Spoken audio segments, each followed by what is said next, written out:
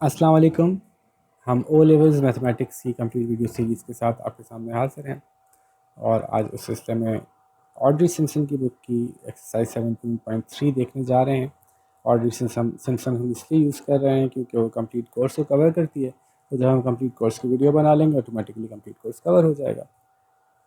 तो स्टार्ट करते हैं। इसमें वही सर्कल, टेंजेंट्स, एंगल्स से रिलेटेड कुछ एक्सरसाइज हैं और ऑलमोस्ट सारी चीज़ें हमारी प्रायर नॉलेज के ऊपर में कवर हो जाएंगी।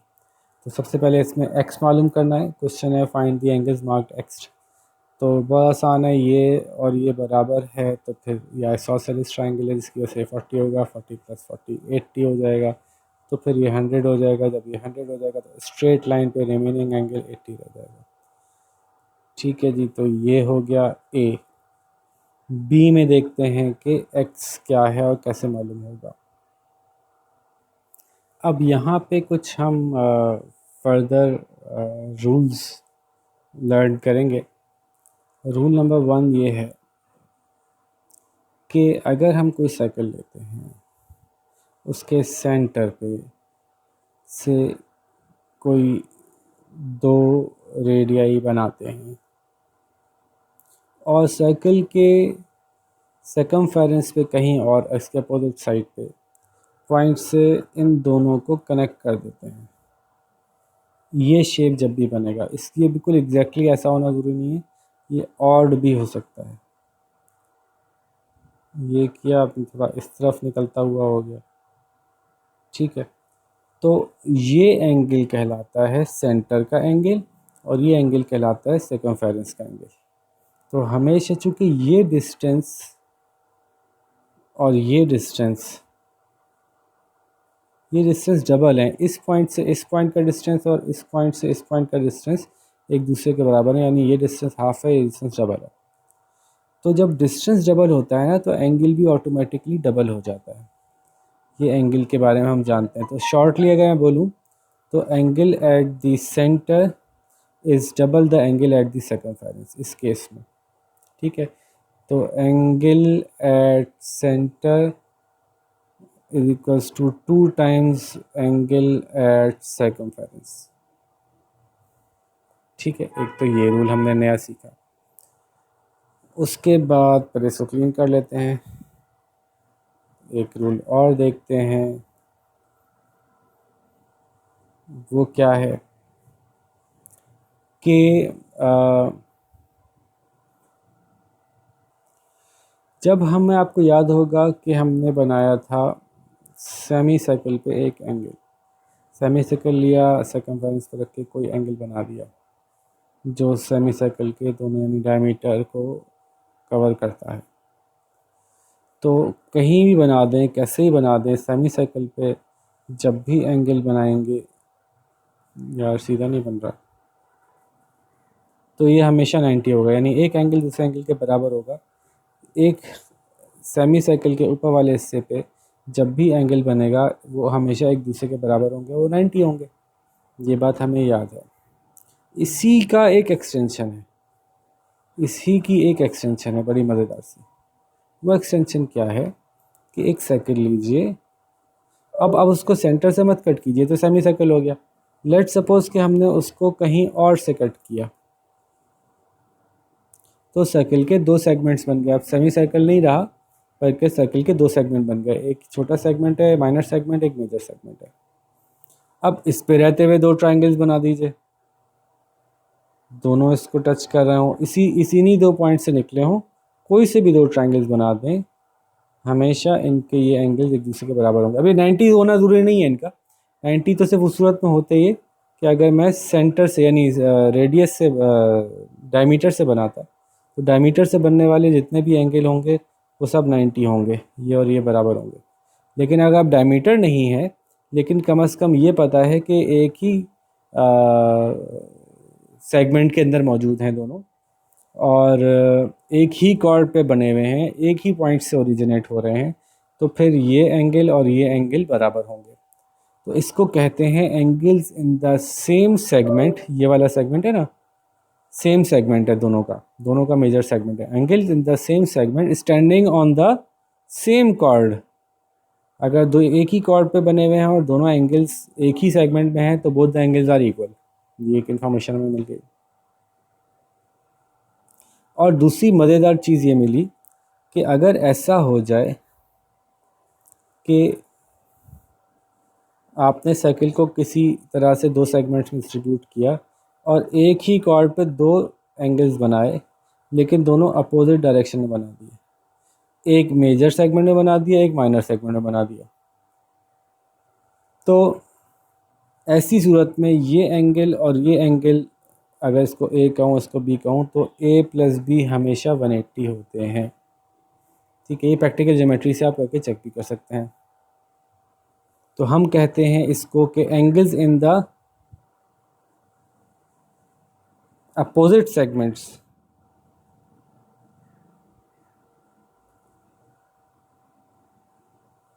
On same chord are supplementary. Supplementary क्या होते हैं? जो ऐड अप करके 180 बनते हैं। तो ये एक इन्फॉर्मेशन हमने इजाफी आपको दी, और इसमें कुछ इन्फॉर्मेशन मज़ीद है, वो देखते हैं। अब सर्कल के अंदर बनाने हुए ट्रायंगल तो काफ़ी देख लिए।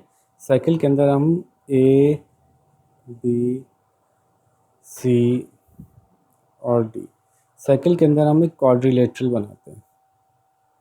ऐसी क्वाड्रिलेटरल जिसके सारे पॉइंट सर्कल के सर्कमफेरेंस को टच कर रहे हैं।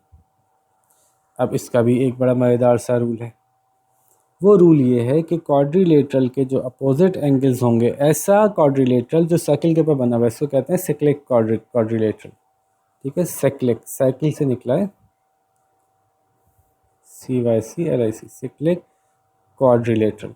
ऐसा क्वाड्रिलेटरल जो साइक्लिक हो, यानी सर्कल के ऊपर बना हो, उसके अपोजिट एंगल हमेशा क्या होते हैं? उसके अपोजिट हम एंगल, अगर इसको ए कहूँ और इसको सी कहूँ, तो A plus C is equals to 180। उसके अपोजिट एंगल सप्लीमेंट्री होते हैं। इसी तरह से B plus D is equals to 180। Opposite angle हमेशा वो होते हैं, सप्लीमेंट्री होते हैं। इसका कन्वर्स भी हो सकता है कि अगर मैंने अपोजिट एंगल नापे किसी क्वाड्रिलेटरल के और उनका सम 180 निकला, तो मैं कह सकता हूँ कि एक ऐसा क्वाड्रिलेटरल जिसके अपोजिट एंगल्स का सम 180 हो, वो यकीनन साइक्लिक क्वाड्रिलेटरल होगा। तो ये वाइस वर्सा हो सकता है। अब इन बातों की बुनियाद पे हमारा नेक्स्ट जो क्वेश्चंस हैं वो कुछ आसानी से सॉल्व हो जाएंगे। देखें, ये वाला तो आपको नज़र आ ही रहा है कि कैसे इससे कनेक्ट हो रहा है, इस इंफॉर्मेशन जो हमने यहाँ दी है। ये देखिए कि ये तो हमें पता है कि ये 50 है, ये पता है हमें कि ये पता है हमें कि ये 90 है, ये पता है हमें कि ये 90 है। एक क्वाड्रिलेटरल के सारे एंगल्स का सम 360 होता है, तो 90 90 180 180 प्लस 50 230। तो फिर ओ कितना होगा ये हम निकाल सकते हैं। तो कितना होगा ओ? 90 90 180 प्लस 50 230, तो 360 माइनस 230 इज़ 0 3 130। O is 130। और अभी हमने जो रूल याद किया था, angle at the centre is twice the angle at the circumference, क्योंकि ये सेम पॉइंट से हमने दो एंगल्स बनाए हैं, यानी सेम रेडियस लेकर दोनों तरफ हम दो एंगल्स ज्वाइन किए, और इसका रूल हमने अभी बताया था। तो अगर ये 130 है तो 130/2 होगा, विच इज़ इक्वल्स टू 65। लो भाई, ये भी हो गया इतनी आसानी से। क्वेश्चन नंबर 2 देखते हैं। क्वेश्चन नंबर 2 में वही इंटरेस्टिंगली एक कॉर्ड के ऊपर दो एंगल बने हुए हैं सेम सेक्टर में, और सेम एक अपोजिट में बना हुआ है। ठीक है, तो हम इसको जो है वो इजीली सॉल्व कर लेंगे, मज़े से हो जाएगा। ये सेम सेगमेंट के एंगल्स हैं, ये अपोजिट एंगल का अपोजिट सेगमेंट का ट्रायंगल है। तो लेट्स स्टार्ट। सबसे पहले हम देखते हैं कि इसमें से क्या हमें सीधे सीधे वैसे ही पता चल रहे हैं, ABCD में से कौन सा पता चल जाता है। अपने अंदर का जासूस जगाइए और देखिए। सबसे पहले तो ये एक क्वाड्रिलेटरल है जो कि जिसके चारों पॉइंट्स सर्कल को टच कर रहे हैं। तो कौन सा क्वाड्रिलेटरल है? साइक्लिक क्वाड्रिलेटरल है। और साइक्लिक क्वाड्रिलेटरल के अपोजिट एंगल जमा होकर 180 बनते हैं। तो ये अगर 110 है तो ये कितना होगा? ये 70 होगा। लिखेंगे opposite angle of a cyclic quadrilateral. A मालूम हो गया। अच्छा जी, अब बी देखते हैं। बी हमें मालूम इसलिए हो जाएगा क्योंकि सेम सेगमेंट में ऑन द सेम कॉर्ड पे सेम सेगमेंट में दो एंगल्स बनेंगे तो दोनों सेम होंगे, तो बी भी 70 हो जाएगा। उसके बाद हमें क्या मालूम हो सकता है, हमें हमें मालूम हो सकता है सी मालूम हो सकता है। सी कैसे मालूम हो सकता है? देखिए कि ये जब 90 है ना, एक स्ट्रेट लाइन पे एक एंगल 90 है तो दूसरा भी 90 होगा, तीसरा भी 90 होगा, चौथा भी 90 होगा। ये स्क्वायर बना के इन्होंने बता दिया कि ये 90 है। ठीक है, तो अब जब ये 90 90 हो गया तो 70 और 90 कितना हो गया? 160। तो फिर सी कितना हुआ? 180। Sum of internal angles of a triangle. ठीक है, 180 यानी ये 20 होगा, sorry, C is equals to 20। और इसी तरह से डी भी मालूम हो सकता है हमें। ये अगेन 70 है, 90 है, तो ये डी भी 20 होगा। चारों ही मालूम होगा। तो ये इतना इंटरेस्टिंगली हमने इतनी आसानी से क्वेश्चन 2 कर लिया। ओहो, इतने सवाल हैं, मज़ा नहीं आएगा भाई जासूसी पूरी। सवाल ज़्यादा होता है फिर ज़्यादा मज़ा आता है। क्वेश्चन नंबर 3 देखते हैं। क्वेश्चन नंबर 3 में देखने में कितना एकदम से लगता है वो हो ही, कैसे मालूम होगा, ये तो हो ही नहीं सकता। लेकिन अब एक दफ़ा शुरू करते हैं ना तो फिर ये हो ही जाता है। क्वेश्चन नंबर 3 में सबसे पहले हम देखते हैं कि क्या हम कौन सा एंगल मालूम कर सकते हैं। Let's see. यस, एक मुझे नज़र आ गया। ये देखिए, ये एक ट्रायंगल बना हुआ है।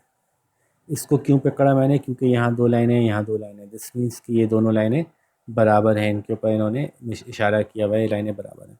जब दो लाइंस बराबर हों एक ट्रायंगल की तो वो आइसोसेलेस ट्रायंगल होता है, और आइसोसेलेस ट्रायंगल का एक एंगल 20 है तो दूसरा एंगल भी 20 होगा। रीज़न लिख देंगे, आइसोसेलेस ट्रायंगल। ए तो मालूम हो गया। अब देखते हैं कि हमें बी मालूम हो सकता है कि नहीं। जी हो सकता है, क्योंकि ये देखिए ये लाइन और ये लाइन पैरेलल है और ये बन रहा है एक जी जूम, और जी में अल्टरनेट एंगल्स बराबर होते हैं। ये 20 हो गया, थोड़ा साफ कर लूँ मैं, तो बी 20 हो गया। ए मालूम हो गया, बी मालूम हो गया।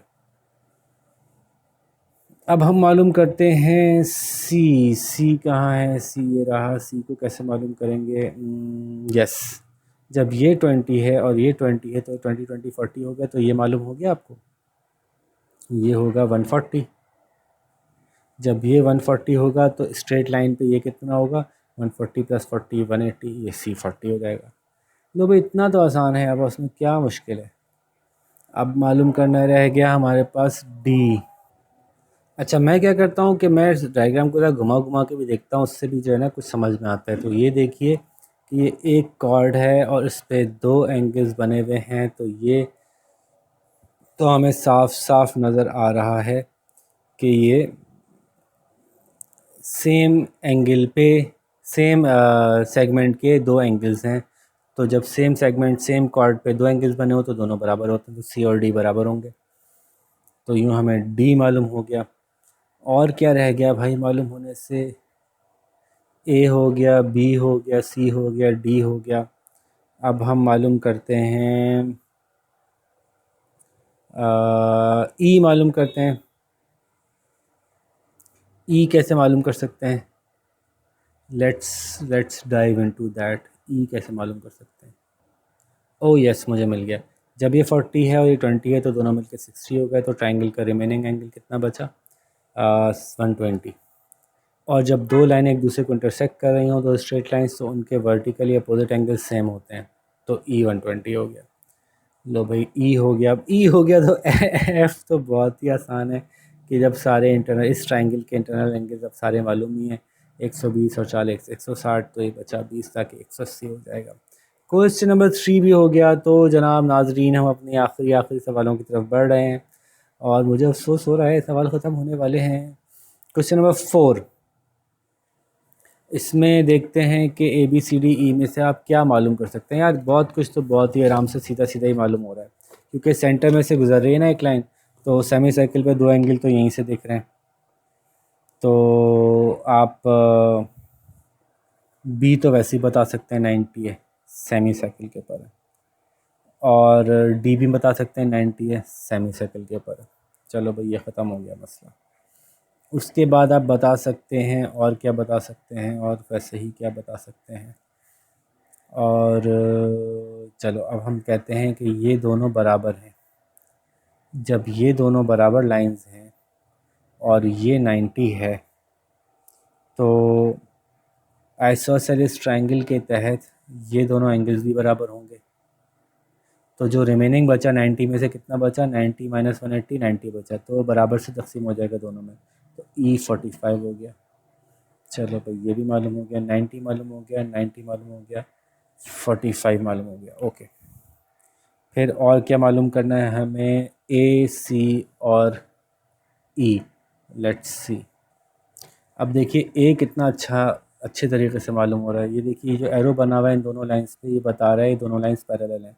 जब किसी एक स्ट्रेट लाइन को दो पैरेलल लाइंस काट रही हों या दो पैरेलल लाइंस को एक स्ट्रेट लाइन काट रही हो तो उसके वर्टिकली अपोजिट एंगल सेम होते हैं और उसके अल्टरनेट एंगल सेम होते हैं। जैसे जी बन रहा है तो ये 35 है तो ये भी 35 होगा और अपोजिट एंगल्स भी सेम होते हैं। इसको डायरेक्ट भी कह सकते हैं कि ये एंगल और ये एंगल सेम होगा, ये कॉरेस्पॉन्डिंग एंगल कहलाते हैं। अगर आपको याद हो काफ़ी शुरू में हमने किया था, तो ए जो है वो 35 कॉरेस्पॉन्डिंग एंगल होने की वजह से हो जाएगा। और बी तो हम निकाल चुके हैं, और सी जो है वो अब मालूम हो जाएगा। जब ए और बी मालूम हो गया तो सी मालूम करना आसान है। 90 + 30 120 125 हो गया। तो बचा हमारे पास 55, क्योंकि एक ट्रायंगल का सम हो गया। ये 55 हो गया, ये 45 हो गया, ये 90 हो गया, ये 90 हो गया। तो क्वाड्रिलेटरल से हम ये पूरा, अच्छा सभी मालूम हो गया क्या? नहीं, कुछ रह गया, A B C D E, अच्छा, ये एफ़ रह गया। एफ़ जो है वो हम मालूम कर सकते हैं कैसे, ज़रा लेट मी सी कि ये कहीं कोई जी तो नहीं बन रहा, कहीं कुछ थोड़ा सा मैंने ज़्यादा गंदा कर दिया। थोड़ा सा मैं पॉज करके देखता हूँ। ओह यस, देखे ना, मैं थोड़ा गंदा ज़्यादा कर दिया था इसलिए नज़र नहीं आ रहा था। ये लाइन और ये लाइन पैरेलल है। पैरेलल लाइन को एक स्ट्रेट लाइन काट रही है, तो ये बन रहा है ना जी, तो ये ऑल्टरनेट एंगल होगा। जब ये 45 है तो 45 होगा। लो भाई, क्वेश्चन नंबर लास्ट शुरू हो गया। Question number last is question number 5। हाँ, show that ABCD is a cyclical quadrilateral, यानी अगर इसके अपोजिट एंगल्स 90 के बराबर हो गए। 50 ये स्ट्रेट लाइन पे एंगल है, तो 50 प्लस कितना 90 होता है, 50 प्लस कितना 180 होता है। तो 50 में कितना ऐड करें भाई, तो ये होता है 130, ये 130 है, ठीक है। और ये स्ट्रेट लाइन है तो ये 50 है, ये 130 है, ये 50 है। इन दोनों का सम करें क्या आता है, क्योंकि ये स्ट्रेट लाइन पे है, ये स्ट्रेट लाइन पे, तो दोनों का ये 130 50 तो निकाल लिया। 130 50 को ऐड करें तो क्या बनता है, 180। अगर किसी क्वाड्रिलेटरल के अपोजिट एंगल्स का सम 180 आ जाए तो हम कहते हैं कि ये सिक्लिकल क्वाड्रिलेटरल है। तो हो गई बात। तो क्वेश्चन हमने सारे कर लिए, होपफुली आपको समझ में आ गए होंगे, मज़ा भी बहुत आया होगा करने में।